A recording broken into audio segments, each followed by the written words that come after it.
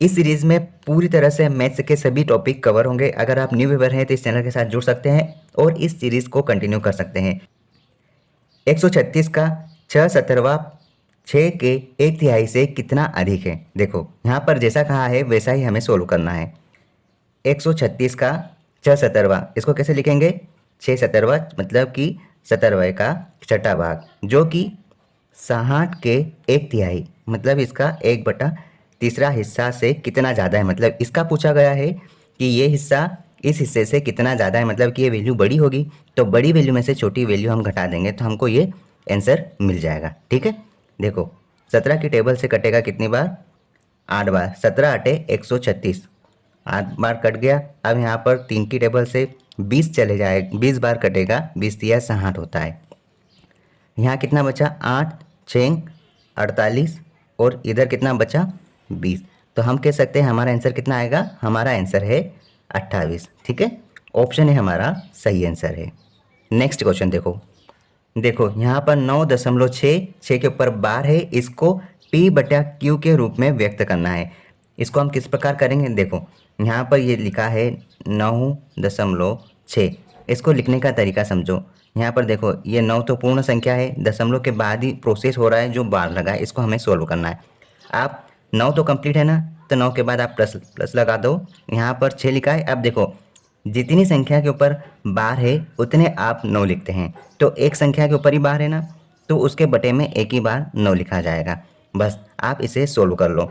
इन दोनों का ले लो आप एलसीएम, कितना आ रहा है? यहाँ पे देखो 9 एकम 9, तो ये हो जाएगा 9 9 81। आप 81 लिखो प्लस 6 करो, तो आपके अगली स्टेप में इसका आंसर कितना हो जाएगा? ऊपर 87 और हर में हो जाएगा 9। मतलब आप कह सकते हैं 87/9 ये आपका सही आंसर, ऑप्शन सी आपका करेक्ट आंसर हुआ। ठीक है, अगला क्वेश्चन देखो, 7 के पहले 6 गुणजों का औसत क्या है? इसका मतलब यह है कि 7 का पारा 6 बार बोलना है और उनका औसत करना है।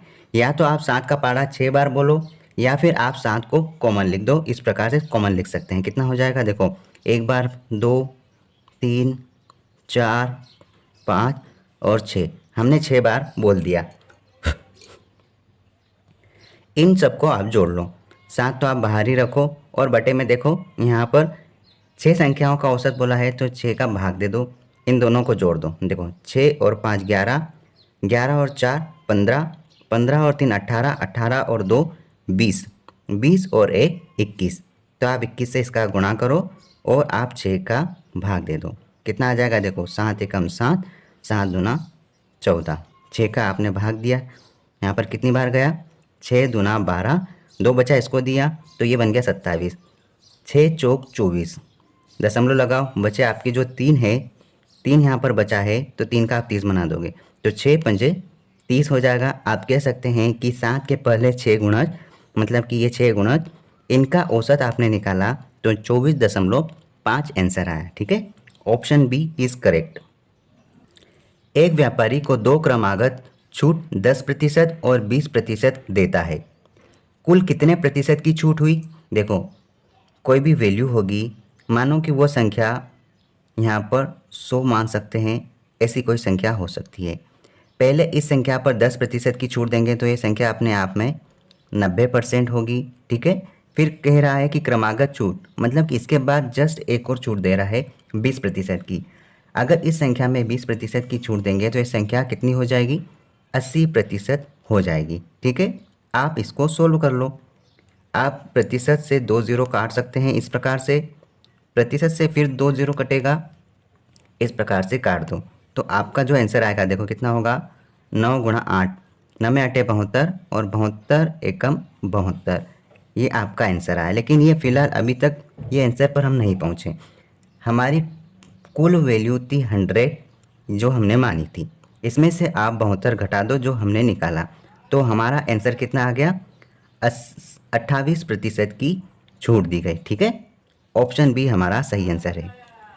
इस प्रैक्टिस सेट में आपके पूरे तरह के टाइप और पूरे तरह के जितने भी टॉपिक हैं मैथ्स के सारे ही कवर हो जाएंगे। तो आप डेली इस सेट को देखो और इन सारे क्वेश्चंस को सोल्व करो। पहले आप इस क्वेश्चन को ट्राई करो और अगर नहीं बन रहा है तो इस वीडियो को आगे देखो। यहाँ पर बोला गया है कि एक संख्या का 7% 28 है तो उस संख्या का 32% क्या होगा। हमें नहीं मालूम कि वो संख्या क्या होगी, लेकिन जो भी संख्या होगी उस संख्या का बोल दिया है कि 7% 28 के बराबर है। ठीक है, ये कहा गया है और हमें निकालना है कि उस संख्या का 32% क्या होगा, ये हमें फाइंड करना है। तो देखो, इसको एक लाइन में सोल्व कर सकते हैं। ये 28 वैल्यू किसकी है, ये 28 वैल्यू 7% की है और हमें कितना प्रतिशत निकालना है, हमें निकालना है 32%।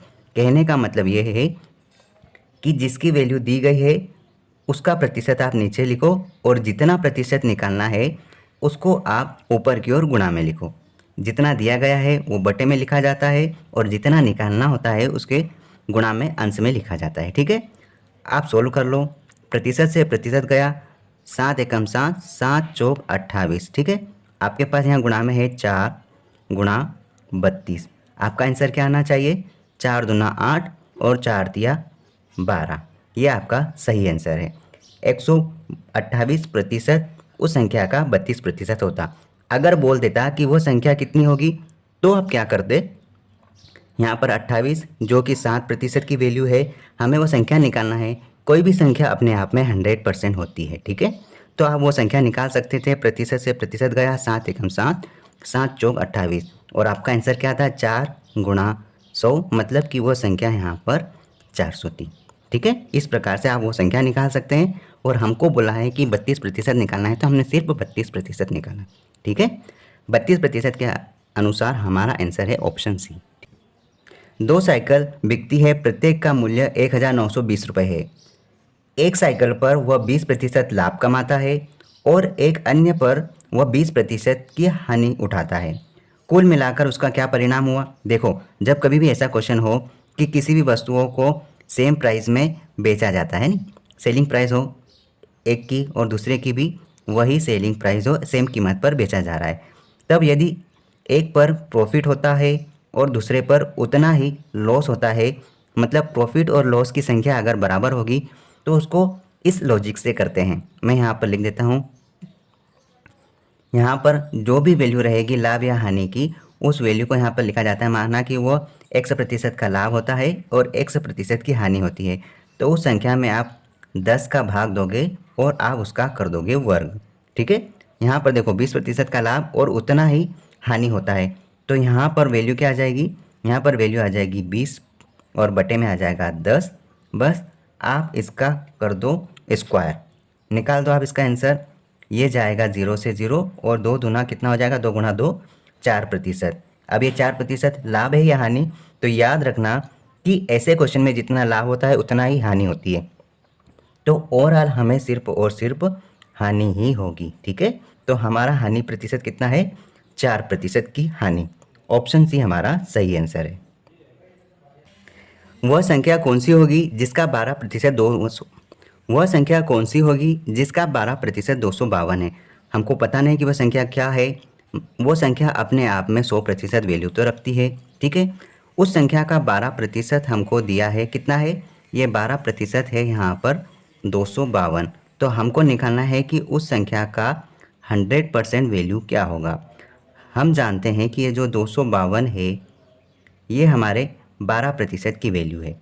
हमें निकालना है उस संख्या का 100%। प्रतिशत से प्रतिशत गया, 2 की टेबल से काटो, 12 दूना 24, एक बचा 12 बना, 12 एकम 12, मतलब कि वह संख्या क्या हो, 21 गुणा 100, मतलब कि 2100। ठीक है, ऑप्शन डी हमारा राइट आंसर। देखिए, 480 रुपये में एक वस्तु बेचने पर लागत मूल्य 20% लाभ होता है। देखिए, 480 रुपये में एक वस्तु बेचने पर लागत मूल्य पर 20% लाभ होता है। उसे वह वस्तु किस कीमत पर बेचना चाहिए कि उसे 30% का लाभ हो। देखो, विक्रय मूल्य दिया है, बेचने पर बोला है ना, तो विक्रय मूल्य की वैल्यू कितनी दी है, 480 रुपये। ठीक है, इस मूल्य पर 20% का लाभ हुआ, मतलब कि ये वस्तु की कीमत 120% हो गई, क्योंकि 20% का लाभ हुआ तो हमने 120 कर दिया। और सेलिंग प्राइस पर लाभ और हानि की गणना उसके बटे में होती है। ठीक है, कहा गया है कि उस वस्तु को किस कीमत पर बेचें कि उसे 30% का लाभ हो। देखो, ये जो कैलकुलेशन आएगा ये हमारा सीपी निकला। वो कहा है कि उसने कहा उसने कहा है कि 30% का लाभ उसे बेचे तो हम इस वैल्यू का 130% निकाल देंगे, जो हमारा आंसर आ जाएगा। प्रतिशत से प्रतिशत गया, 12 एकम 12, 12 चौक 48, हमारे पास क्या बचा 4 गुणा 130, मतलब 13 चौक 52, 520 रुपये हमारा बनेगा जब 30% का लाभ होगा। मतलब ऑप्शन बी हमारा सही आंसर है। ये क्वेश्चन देखो, एमपीएसआई, यूपी पुलिस और आरआरबी एनटीपीसी जैसे एग्जाम में पूछा गया और सबसे ज़्यादा रिपीट होता है ये वाला टाइप। 20 वस्तुओं का लागत मूल्य 15 वस्तुओं के विक्रय मूल्य के बराबर है तो प्रतिशत लाभ बताना है। देखो जैसा कहा है वैसा लिखो। 20 वस्तुओं का लागत मूल्य मतलब 20 वस्तुओं का कॉस्ट प्राइस जो कि बराबर है 15 वस्तुओं के सेलिंग प्राइस के। ठीक है, ये कहा गया है। आप पहले इन्हें सरल कर लो। 5 चौक 20, 5 तिया 15, तो यहाँ पर है 4 सीपी जो कि 3 एसपी के बराबर है। तो सीपी और एसपी आप अलग कर लो, इधर बटे में ले आओ इस प्रकार से, और इधर 3 यहीं रहेगा, 4 इधर गुणा में है तो भाग में आ जाएगा। अब आपको दिख रहा है, देखो कॉस्ट प्राइस है यहाँ पर 3 यूनिट और सेलिंग प्राइस है यहाँ पर 4 यूनिट, मतलब कि यहाँ पर हुआ हमें फ़ायदा, क्योंकि कॉस्ट प्राइस से सेलिंग प्राइस ज़्यादा है। 1 यूनिट का फ़ायदा हुआ किस पर, कॉस्ट प्राइस पर होता है। तो 3 को बटे में लिखो, प्रतिशत निकालना है तो आप 100 से मल्टीप्लाई करो और आपका आंसर यहाँ पर आ गया 33.33%, अथवा बोल सकते हैं आप 33.1/3%। That is your correct answer. Option 4 is correct. ये क्वेश्चन देखो, ए के वेतन का 30% बी के वेतन के 12% के समान है जो कि 24,000 रुपये है।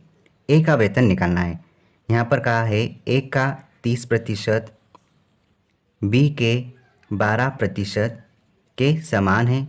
कर दो आप बराबर, सोल्व करो प्रतिशत से प्रतिशत। 3 चौक 12, 3 धाम 30, 2 दूना 4, 2 पंजे 10, हमारे पास यहाँ पर है ए गुणा 5 जो कि बी गुणा 2 के बराबर है। ए और बी को आप एक साइड करो, आपके पास यहाँ पर बचा 2/5। ठीक है, आपको यहाँ बोला है जो कि 24,000 है, कितना, बी के 12% के बराबर है, जो कि बी की वैल्यू दे दी 24,000, तो बी की वैल्यू यहाँ पर दे दी आपको 24,000। तो आप 1 यूनिट की वैल्यू निकाल लो।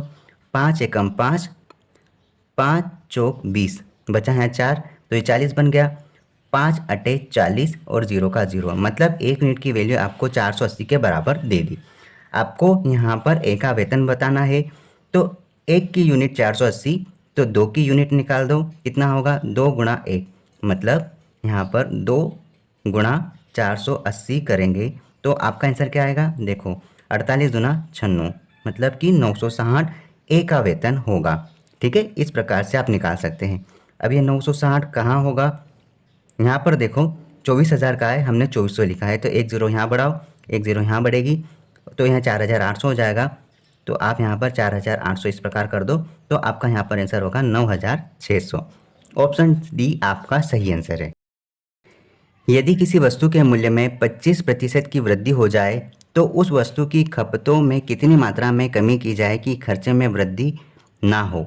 देखो यहाँ पर बोला है कि 25% की वृद्धि, हमें नहीं मालूम कि पहले वस्तु की कीमत क्या होगी। वस्तु की कीमत कुछ भी हो सकती है, इतना मानते इतनी होगी।